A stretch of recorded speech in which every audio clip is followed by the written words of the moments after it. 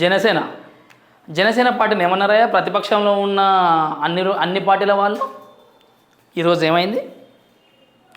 జనసేన పవన్ కళ్యాణ్ అని చెప్పేసి అనగానే ప్రతిపక్షం వాళ్ళు అందరూ పవన్ కళ్యాణ వాళ్ళ అన్న చిరంజీవి ప్రజాస్వామ్య పార్టీ పెట్టండి మేము చూడలే అని చెప్పేసి అన్నారు. ఇప్పుడు ఏమైంది చూస్తున్నారా? ఒకటోసారి రెండోసారి ఓడిపోయినంత మాత్రాన ఆయనతో ఏడవుతుంది అని చెప్పేసి అసలు లెక్కే చేయకుండా విమర్శించారు. ఇప్పుడు అనండి ఒకసారి చూద్దాం ఎట్లుంటుందో. అందుకే గుర్తుపెట్టుకోండి, ప్రజలు దీన్నే చూస్తున్నారు.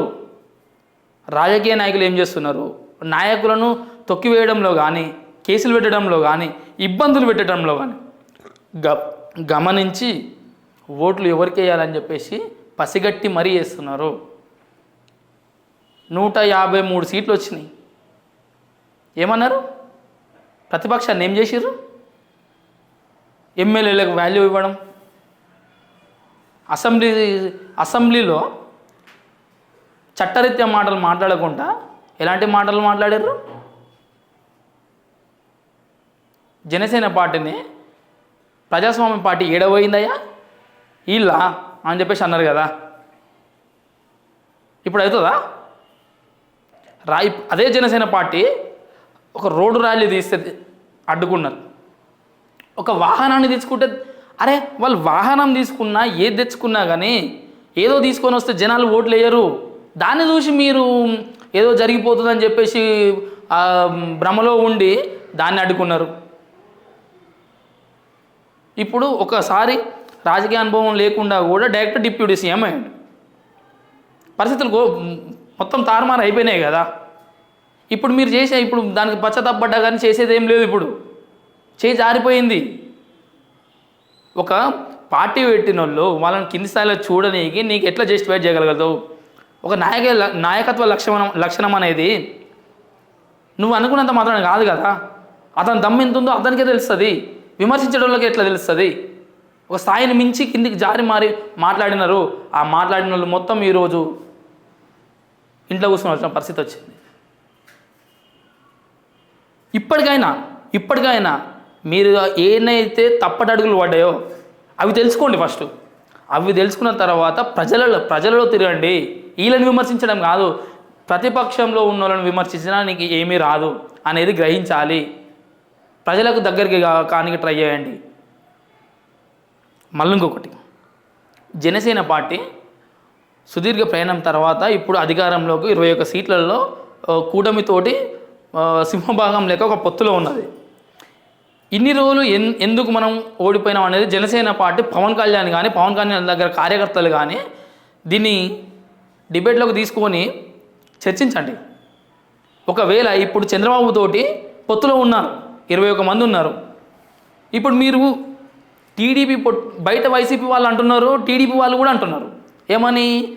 మా టీడీపీ లేకపోతే జనసేనకు డిపాజిట్లు కూడా రావు అని చెప్పేసి ఎక్కడ పోయినా ఇది అంటున్నారు. ఇది నేను అనకున్నా నేను చెప్తే తెలిసేది కాదు, జనాలకు మొత్తం తెలుసు. వాస్తవాన్ని మాట్లాడుకోవాలంటే పార్టీలు ఉన్న వాళ్ళకి కూడా తెలుసు. ఇప్పటికైనా అధికారం వచ్చింది, 5 సంవత్సరాలు ప్రజలకు సేవ చేసే అదృష్టం దొరికింది. ఏవేవైతే మీరు ప్రజలకు చెప్పినారో ఏ విధంగానైతే ఈసారి టీడీపీ తోటి పొత్తుతోటి అధికారంలోకి వచ్చే అవకాశం దొరికింది. ఈ అవకాశం ఎక్కువ రోజులు మళ్ళీ ఇదే పొత్తులు అని చెప్పేసి భావించకుండా సొంతంగా వెళ్ళే ప్రయత్నం చేయండి. మళ్ళీ తిరిగి 5 సంవత్సరాలు దాటిన తర్వాత పొత్తులు వద్దు. జనసేన పార్టీకి ఐడియాలజీ, ప్రజలు, సమస్యలు, డెవలప్మెంట్ దీని మీద దృష్టి పెట్టండి. ఈ పొత్తులు అనేది కాదు. ఇప్పుడు పొత్తులోకి అధికారం వచ్చి ఒక మంచి ఐడియాలజీ తోటి ఓట్లు చీలకుండా రాజకీయ చతురంగంతో పవన్ కళ్యాణ్ ఏ విధంగానైతే ముందుకు పోతామో ఆ అడుగులు వేసింది కాబట్టి ఈరోజు పార్టీ కింది స్థాయికి పోకుండా 21 స్థానం కూడా లేని పరిస్థితుల నుంచి 21 స్థానానికి వచ్చింది. అది రాజకీయం. ఏదో కెమెరా ముందుకు పోయి ఒక స్టూడియో ముందుకు పోయి మాటలు మాట్లాడడం కాదే రాజకీయం. ఎలాంటప్పుడు సానుకూల గాలిగా నడుస్తున్నది, ఎలాంటప్పుడు ఎదురు పరిస్థితులు నడుస్తున్నాయి, ఎలాంటప్పుడు గట్టు పరిస్థితులు నడుస్తున్నాయి, అలాంటి టైంలో రాజకీయ చిత్రతను తిప్పినోడే కదా లీడర్. ఇలాంటి అవకాశం ఒక గొప్ప లీడర్ని ఎన్నుకున్నారని చెప్పేసి ఆంధ్రులు భావించాలి. ఇది దీని తర్వాత కూడా ఈ ఆంధ్ర రాజకీయాలలో జనసేన పార్టీ ముఖ్య ఎజెండాతోటి ముందుకు పోయి అసలు ప్రజలకు ఏం చేయాలనుకుంటున్నది, ప్రజలు ఏం కోరుకుంటున్నారు, అసలు వాళ్ళు ఏం చేసిర్రు, వీళ్ళు ఏం చేసిర్రు, మీరేం చేస్తారు, ఇది క్లియర్గా ప్రజలకు చూపించవలసిన బాధ్యత పవన్ కళ్యాణ్ మీద కానీ జనసేన పార్టీ మీద కానీ ముఖ్యంగా ఆధారపడ్డ అంశాలు ఇవి. ఒకవేళ ఈ సందర్భం దొరికిన ఈ 5 సంవత్సరాలలో ఇది చూపించలేకపోతే మాత్రం ఇప్పుడు ఇది కళ్ళ ముందటనే వైఎస్ఆర్సీపీ ఎలాంటి పరిస్థితులు ఎదుర్కొంటుందో 151 నుంచి 11 స్థానానికి ఏ విధంగానైతే పరిస్థితి చేజారిపోయిందో అలాంటి పరిస్థితుల కంటే ఘోరమైన పరిస్థితులు మిగతా పార్టీలకు కూడా ఉండబోతున్నాయి. ఇది చరిత్ర, ఇలాంటి చరిత్రలు ఎన్నో రిపీట్ అయినాయి. ఇది గుర్తుంచుకోండి.